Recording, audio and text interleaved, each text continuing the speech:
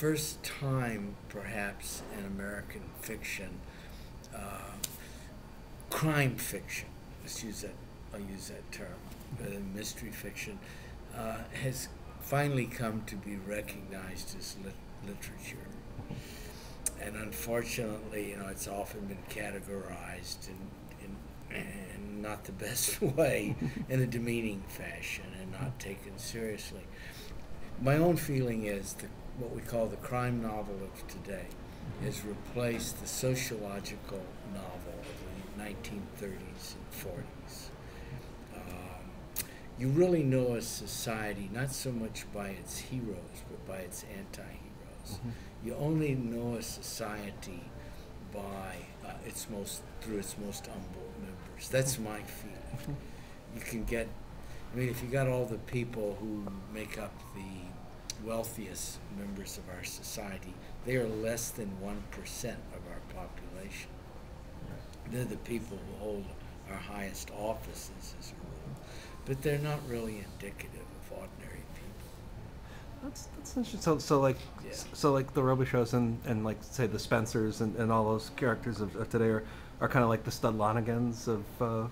Absolutely, that's it. It's James T. Farrell. He was a big influence on my work. See, James M. Cain, who was also a recipient of the Grand Master Award, is, to my mind, the greatest crime writer we've produced. Why today his work is largely ignored is beyond me. He was a masterful writer. In his own lifetime, he was regularly compared with Ernest Hemingway. But Double Indemnity, The Postman Always Rings Twice, my heavens, Mildred Pierce are masterful works. He was a great stylist. He understood restraint in writing. Someone asked him about his use of profanity in his work. He said, "I never wrote a profane word in his life." He said, "Nowhere did I ever write one." To be able to say that, and I use a great deal of profanity in my dialogue, but for someone to be able to accomplish what he did, imposing such restraint on himself, is the mark of a craftsman. Right. I think that thesis holds up. If you look at somebody today like Pelecanos, for example, you're absolutely right. Like there's a guy who exactly is like sort of like pulling back the layers of society and saying, right. this is what's going on. That's right. Yeah. Now, when you had started out,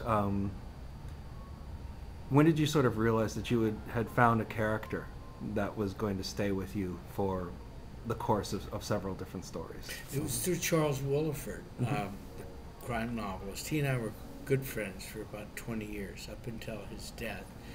And I had great respect for Charles. He was not only a good writer, he was a good writing teacher. He and I taught at the same community college in Florida.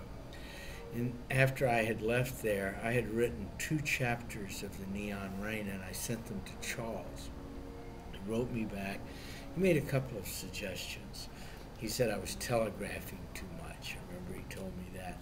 But then he said, "You have created an extraordinary character who may become one of the most memorable in crime fiction." I'll never forget his words. And I had only sent him 2 chapters.